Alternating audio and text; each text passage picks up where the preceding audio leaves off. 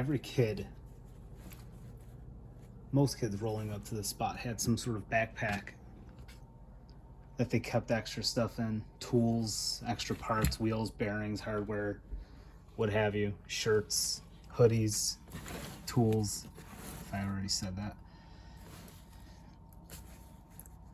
Most of them were just plain old backpacks. Some of us splurged a little bit extra, or were a little extra spoiled and had the luck of getting a skateboard branded backpack. This one in particular is the Shortys Roadtripper backpack. Not exactly the famous Muska backpack, but still from Shorty's glory days back in Fulfill the Dream and Guilty. Those classic teams with Chad Muska, Steve Olson, Tone Wen, Sammy Baptista, Aaron Snyder, Brandon Turner. Everything they did, late 90s, early 2000s, was some of the dopest shit ever. Videos, photos, every product that they had was big, over the top, somewhat pricey, and it just kind of helped signify that golden era that we talk about in skateboarding. It was kind of like a period of excess, excessively big shoes, bigger clothes, big backpacks for the most part.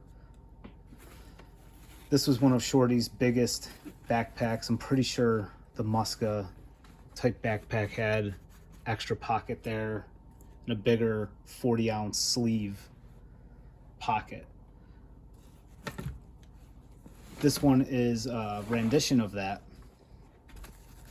This is where you would put your CDs, loose CD player in here. Straps, this one's a little worn out. Yeah, strap down your CD player that way. Maybe keep a couple loose discs and disc sleeves, you know, something that came with our old CD books back in the day, in there. And then right up here, the exit for headphones. You can see it'll work right through. So when you're rolling down the street, you can still blast your tunes while riding. Chest straps help everything from bouncing around. Also, waist strap. Nobody ever used those. Nice soft material on the inside. So if you're rocking a Ghetto Child tank from back in the day, you're not going to get chafed. It has a nice, somewhat ergonomic shape to it. Less pressure on your shoulders.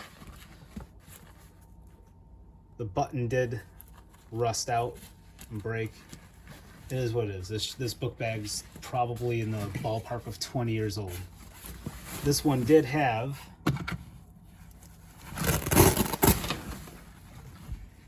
the fold-out seat. Every now and then I will take a seat on this at the skate park. I don't know why. I don't really need to, but because it's there, I use it. I don't give a shit who looks at me like that.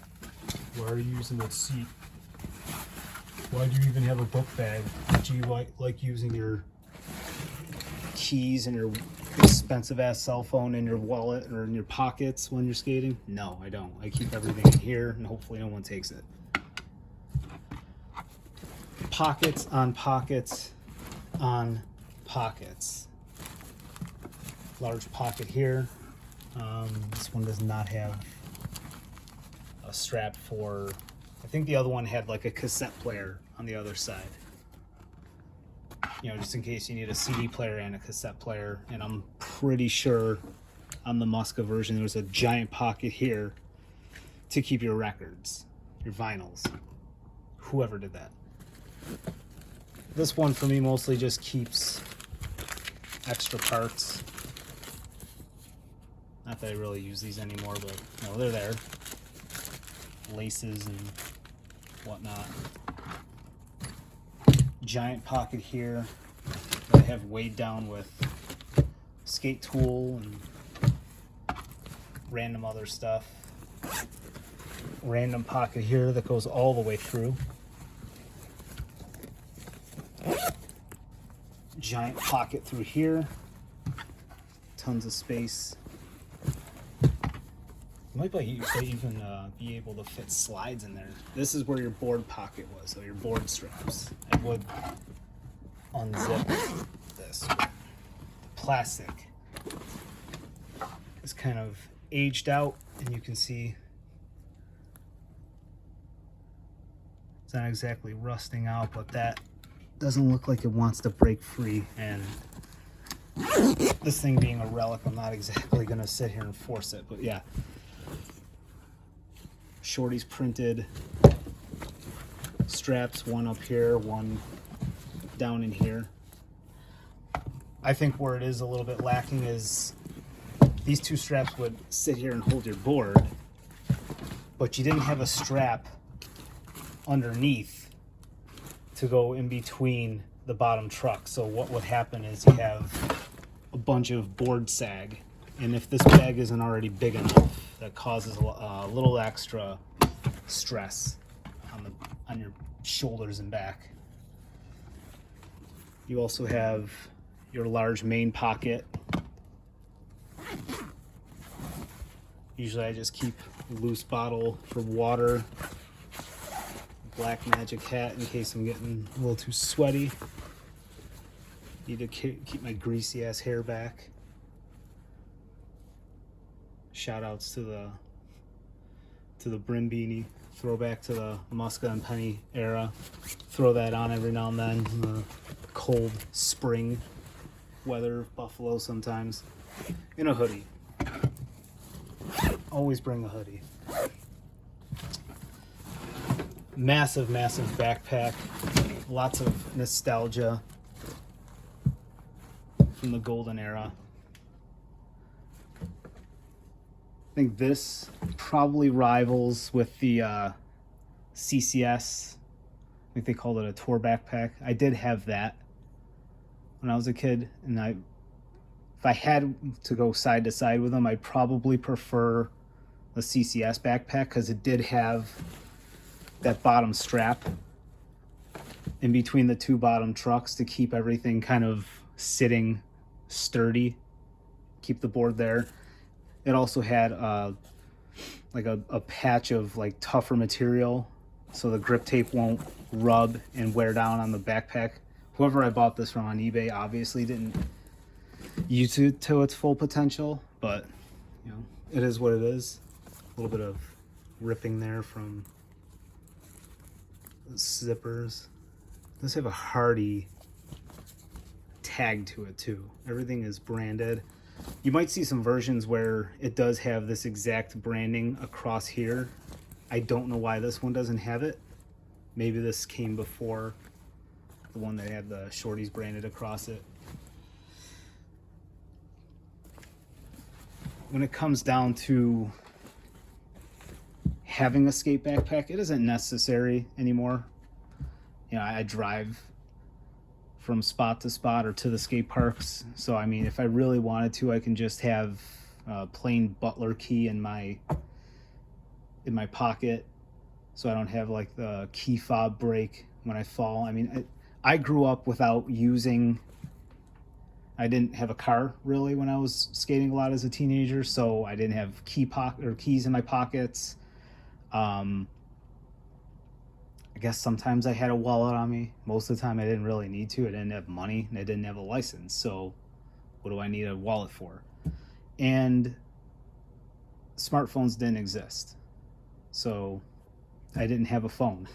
Didn't need anything on my person as I skated. And even though I do like to wear somewhat baggy jeans or pants, I still find it unnecessary to have all that stuff in my pocket. It's super uncomfortable. It's limiting to range of motion, and we all know how expensive cell phones and stuff are, so we don't really need to be breaking them when we fall. And I don't like to use a case because I'm an idiot.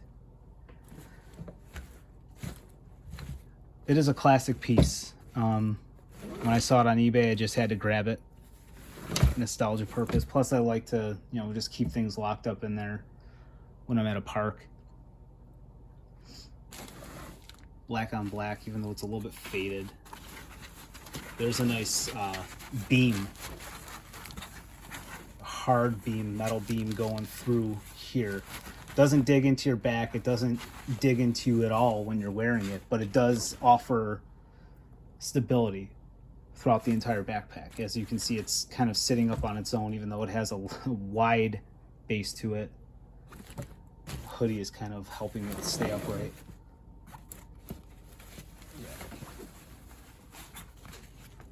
I was able to travel to Hawaii for an entire week and have enough room in here to have a hoodie, regular pair of shoes, some slides, and everything that I would need to wear or have on me for an entire week without overstuffing this backpack.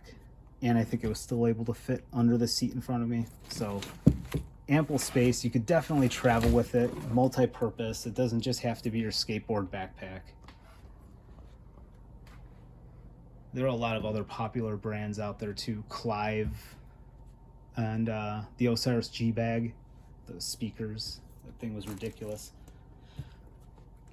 But when it came to Shortys, everything that they did was pretty much golden. I don't know if it was because Muska was on the team and everything that he did was just insane.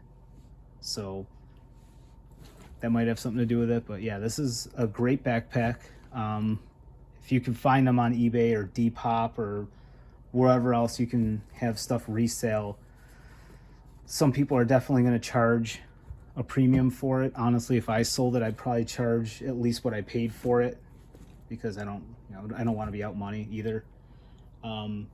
If CCS did come back with their tour backpack though, I might reconsider, maybe put this one up on for sale or whatever. Yeah, this was a quick, somewhat in-depth review of the Shortys Roadtripper backpack.